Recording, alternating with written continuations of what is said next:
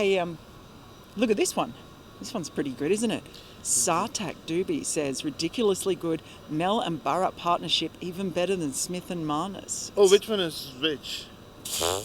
I'm Smith, you're Marnus. Why? You're way more annoying and you won't shut up. Yeah, that is true.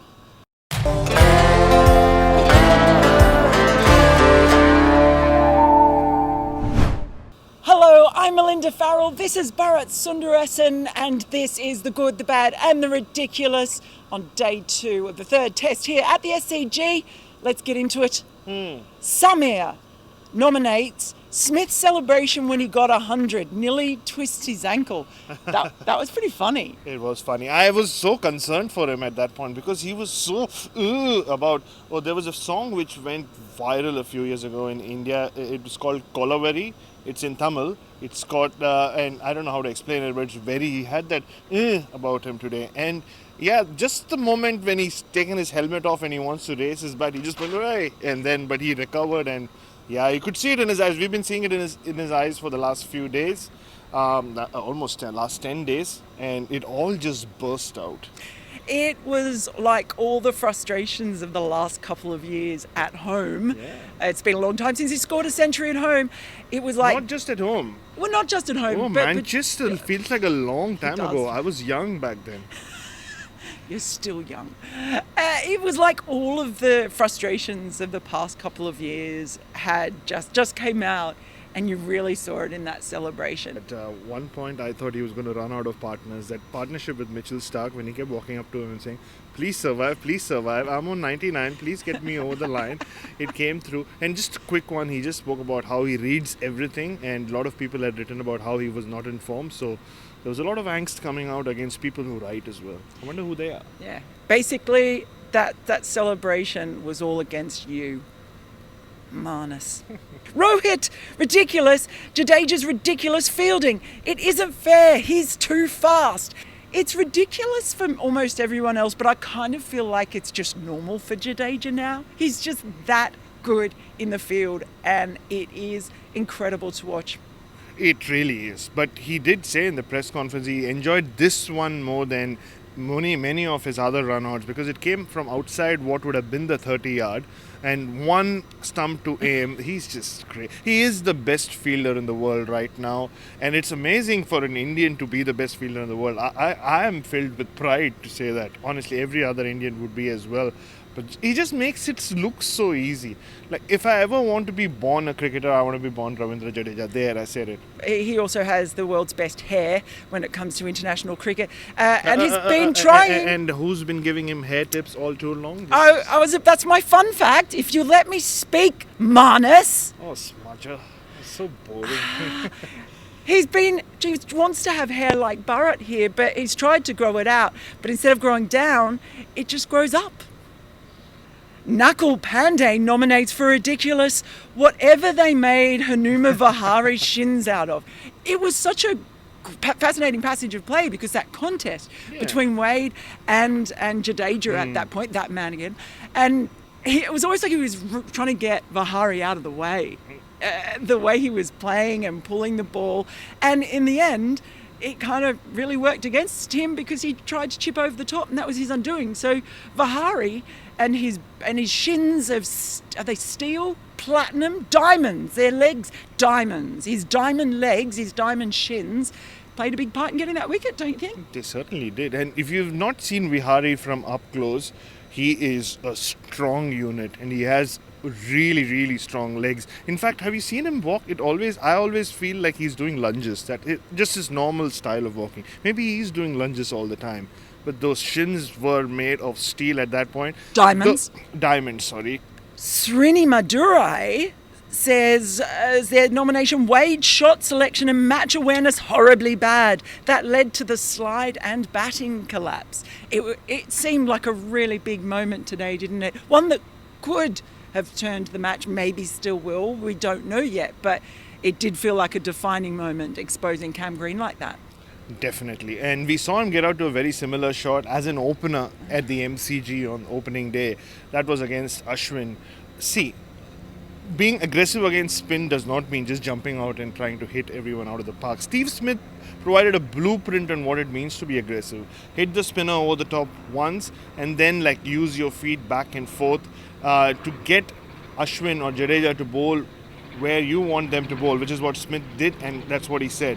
But Wade was trying to force the issue, but it's not new. Matthew Wade doesn't trust his defense against spin. We've seen him in India as well. So bad shot. They let India in. They left the door ajar. At Giant Vangmei suggests ridiculous, harsh no ball call to Jadeja, Yorker to bowl Cummins' next ball. Now, we did say yesterday that Jadeja was more there for his batting than his bowling. He obviously had a great day with bowling today. I'm quite sure he wasn't in the side predominantly to bowl Yorkers and dismiss batters like that. That was crazy. It was. Became a death bowler. Like you generally expect Jasprit Bumrah to come in, bowl Yorkers, clean up the tail. But Jadeja bowling Yorkers, and I was on air when that no ball came through, and nobody, and nobody picked it. And with you can't see my foot right now. With Jadeja though, the leg does go that, like, if that's the line, his leg always goes up and then it lands there. Like if you just look at his leg at that point, you'd think, oh, that's definitely a no ball. But it always lands there. And there was another no ball which was called by the third umpire, which was exactly similar a few balls later, I think a few overs later, which again didn't look like a no ball. So yeah, I don't know, but at least it got Pat Cummins all confused as well, and he just played all over that ball. It was a good ball, it was a good Yorker, he was beaten in flight and all that, but it was a crazy shot. Maybe Pat Cummins was wondering about the no ball as well. At Achal Varma nominates the umpire asking Payne if he still wanted a review after they determined that no shot was offered. Look, this is a really interesting one because often criticisms are made of DRS based on technology, but this is quite unique because this is something where it's a procedural thing, because whether or not the batter offers a shot actually then changes the law at that point about where the impact of the ball is. So it's quite a grey one. I mean, really, you think doesn't it have to be fair for the fielding team? This may be controversial, I don't know. To know, because it can be subjective, and the umpires did have a chat. They've got to give it out straight away or not, but doesn't the fielding team need to know whether they've decided they've played a shot if it's slightly subjective? No, but generally what happens is the umpire will tell you, because when you have a DRS for that, you'll hear the third umpire always say not playing a shot or playing a shot. And that decision, as far as I know, is made by the on-field umpire. I think what happened today was Paul Wilson initially said he was playing a shot, and then Tim Payne, you could see, had a discussion with him. You could see he was doing all that. And with just literally a second to go, Tim Payne reviews it. But my understanding is at that point, he reviews it with the knowledge that Paul Wilson thought he was playing a shot. And then Paul Wilson walks up to Paul Rifle and they have a discussion. And then Paul Wilson comes back and says, you know what, I changed that particular aspect of the decision. And I say he wasn't playing a shot. Do you still want to review it? Maybe he did it purely because, like I said, the original decision was taken on the belief or the understanding that he had said, he had adjudged that it was playing a shot.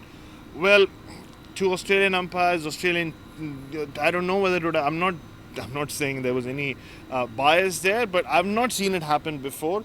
Maybe it should happen more. Maybe it'll just clear up the air a lot more. And we saw it today, but will we see it again? I don't know. Maybe they put it could be a trend that catches on. I know people were harping on about whether or not Tim Payne reviewed right on the countdown or just after bat.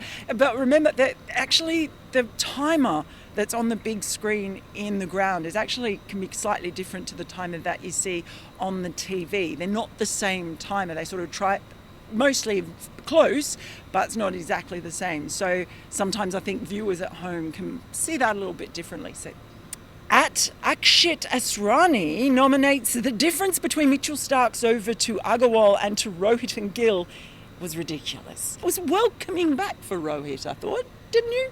Especially when Mitchell Starc was walking off, Siraj said something in his ear and he didn't seem too happy about it. So I thought the first over was going to be fast and at the stumps, at the batsman. But it also told you a lot about the pitch. And this is why cricket can be about luck right place, right time, wrong place, wrong time. Mayank Agarwal and Prithvi Shaw had to open in conditions where the ball was doing a lot. Either they came in when the lights were on or the pink ball was swinging, and Stark just bowled the perfect deliveries to both him, Agarwal and Shaw. But here, the sun was out, Rohit Sharma, slow pitch, and yeah, it was a pretty. Like, here you go, Rohit. You've had 2 weeks of quarantine. Yeah, you've had a long wait to come and play. So yeah, it was just like a beautiful length ball on the pad. And Rohit's eyes. I just want a zoom in shot of Rohit's eyes at that point. At Pranjal Sethi nominates ridiculously good. Gill's front foot defence brought tears to my eyes. Dravid must be proud. He's got to be one of the prettiest young batsmen out there. We've got a few, haven't we? But not his face. The way He's he plays. good looking as well. I'm not saying he's ugly. I'm just referring to his style of play. It's just one of those ones where you sit there and go, after lots of shots. Really? I go, even when I look at his face, he's a good looking boy. The number of people who are commenting on these videos saying that you look like Sangakkara with long hair. Yeah, where does that come from? I think the only way we can solve this is if someone can talk to Kumar out there. If anyone knows him, can you ask him to grow his hair long, and then we can have a comparison? When we were in the toilet at Lord's, and I was asking about the ball release points of Pat Cummins and Josh Hazelwood and how different they were. We were there for 10 minutes in the Lord's urinal talking about it while people came and did their business and left. So, just saying. Too much information, Manas. At Amit Chakravarti nominates bad.